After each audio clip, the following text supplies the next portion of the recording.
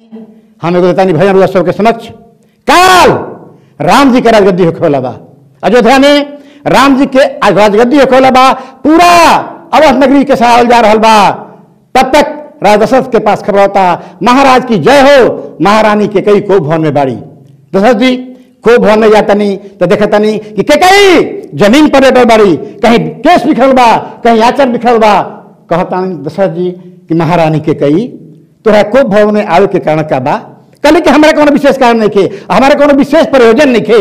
हमार दूगो वरदान रुआ फिर थाती के रूप में बाकी बा, हमरा के रुआ आज दे दी। अरे महंगा है का दूगो दोगो मन कर तो मांगा, हम तो आके दे। कहते कि नहीं, बोले दृढ़ प्रतिज्ञ हुई, प्रतिज्ञा करी। कहता है दशरथ जी रघुकुल रीति सदा चली आई, प्राण जाए पर वचन न जाई। तो कहते ठीक बा रो दी, बाकी सोच ले मुकरे के ना चाहिए। कहता हाँ हाँ मांगा मांगा के कई मांगो। कहता रही के कई, अरे के कई कहे राजा दशरथ से हाँ की, के कई कहे राजा दशरथ से हाँ की, दुई वरदान बाटे कहिए से बाकी, दुई वरदान बाटे कहिए से बाकी, दिही भरत के राज गद्दी धन राजा जी, दिही भरत के राज गद्दी धन राजा जी, भेजवाए दिही भेजवाए दिही राम जी के बन राजा जी, भेजवाए दिही राम जी के बन राजा जी। के कई कहे राजा दशरथ से हाँ की, दुई वरदान बाटे कहिए से बाकी, दिही भरत के राज गद्दी धन राजा जी, दिही भरत के राज गद्दी धन राजा जी, भेजवाए दिही राम जी के बन राजा जी, भेजवाए दिही राम जी के बन राजा जी। कहतरी के कई राजा से कि भारत के राजगद्दी, सावधान हम मांगता नहीं सोच ले, भारत के राजगद्दी चाही सुख राशि, भारत के राजगद्दी चाही सुख राशि, 14 बरस रही है राम बनवासी, 14 बरस रही है राम बनवासी।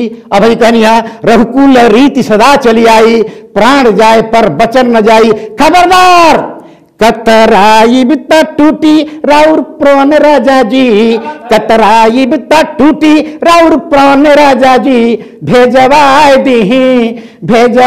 दिही राम जी के बन राजा जी, भेजवाए दिही राम जी के बन राजा जी। कहता नहीं दशरथ जी कि ठीक बा के कही तू जौन मांगा तू मांगो।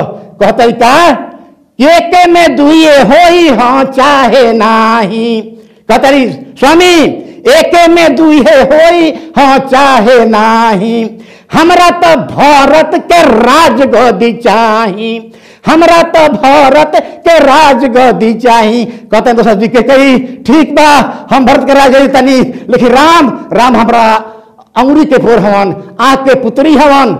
राजबहादुर ना धुनी सिर तान राजा जी, राजबहादुर ना धुनी सिर तान राजा जी, भेजवाए दिही राम जी के बन राजा जी, भेजवाए दिही राम जी के बन राजा जी। के कई कहे राजा दशरथ से हाँ की, दुई वरदान बाटे कहिए से बाकी, दिही भरत के राजगद्दी धन राजा जी, दिही भरत के राजगद्दी धन राजा जी, भेजवाए दिही राम जी के बन राजा जी, भेजवाए दिही राम जी के बन राजा जी, भेजवाए दिही राम जी के बन राजा जी, भेजवाए दिही राम जी के बन राजा जी, भेजवाए दिही राम जी के बन राजा जी।